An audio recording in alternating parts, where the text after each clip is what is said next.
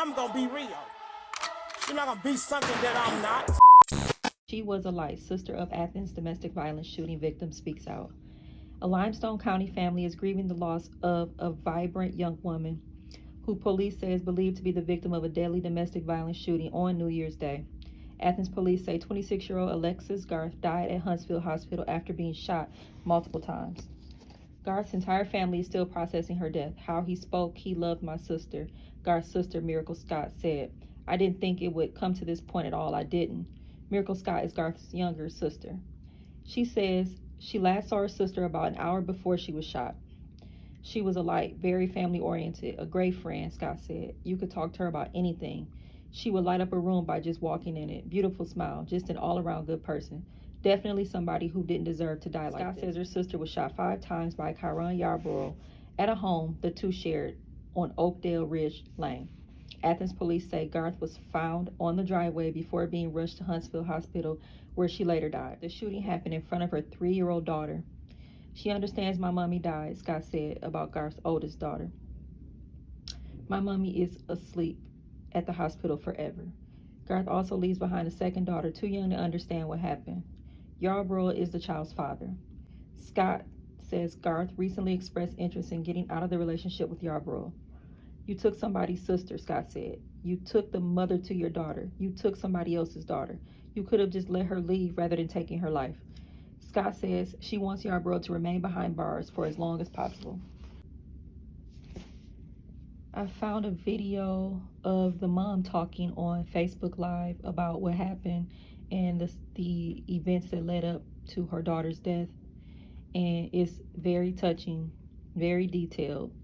I just can't imagine even being in her shoes. She got there and she sees her daughter laying on the ground and also sees her daughter's boyfriend laying on the ground. She thought that the police made them lay down because they were there to help with a domestic violence situation. Little did she know her daughter was shot and dying before her eyes. Her 3-year-old granddaughter was smart enough to know to hide. So what the mother is saying in this video is that her daughter died protecting her granddaughter. It's alleged that the motive is because she was cheating. And it was also said she was pregnant by another man.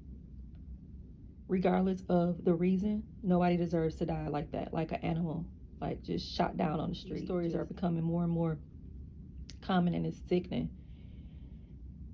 It's sickening. It's sad. It's scary. I'm the mother. My daughter was here with me last night. She said, Mom, I'm gonna come see you for a little while. And I'm gonna go to Huntsville and be with my friends. I said, okay. And that's just what she done. My door swung open. I got that on video as well. Kyron walked through my door. He came in just as quiet and humble. Didn't show a sign of aggression. And he said, come on.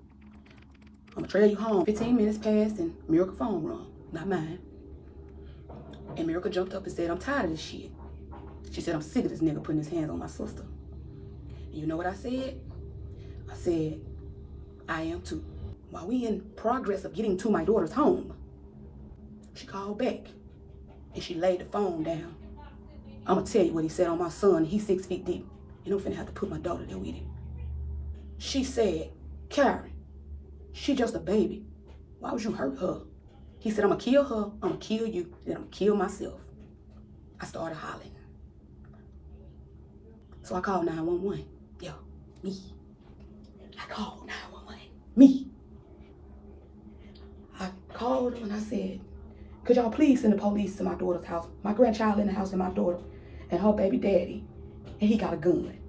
When they were pulling up, he was shooting my daughter. He and my daughter pulled up and the officers were already out their car, y'all. My daughter was laying on the ground. Karen was laying on the ground. Alana Chanel Tucker was in the front of a car with a police officer. I jumped out, screaming. He said, man, you have to get back in the car. So I heard him say, do you have a medic bag? To another officer. And that's when realization kicked in that my daughter wasn't laying there because she was in a domestic, whatever, waiting on them to figure it out. My daughter was laying there in her own blood, y'all, running down the sidewalk like water if you wash a car. And the reason my granddaughter was in front of that car is because the man had to stand with her where he found her at. My granddaughter was smart enough to go hide under a car. My daughter died, y'all, for protecting her daughter. See, he shot my daughter 5 times. Hear me when I say this. 5. 1 in one side, 1 in the other hip, and 3 times in the stomach. Guess what? But the measurements of the bullet holes showed that she turned one way because she had a little personnel, turned another way because of a little personnel. And Lonnie ran, and she hid. And when it spun her around, he shot her 3 times in the stomach. Yeah. The officer told me when they were pulling up, before they got out the car, he shot her. Laid himself on the ground, pushed the gun over, and said he surrendered. Yeah. So since y'all want a motherfucking sympathy, since y'all want a motherfucking prayer, yeah, that's your son. That's your boy. That's your cousin. That's your brother, and you're gonna continue to ride. He had a choice. She didn't have now. I look back on my ring, y'all. When he came in my house, he had a pistol in his jacket, had his hand over it. I asked my granddaughter, do you know what an angel is? She said, yeah, my mama. He killed my daughter in cold blood. Not over no, she was pregnant by another nigga, this, that, and the third. No. He got caught fucking around again. And every time he do, he gets mad and it's some shit. But ask him how many times I called and begged somebody to get him. And the motherfucker said, let me call. No, get up. I'm up. Leave me and my daughter and my family alone. Get out, get some help, tell somebody. You can also call the domestic violence hotline number at 1-800-799-7233. Yeah. Oh, yeah.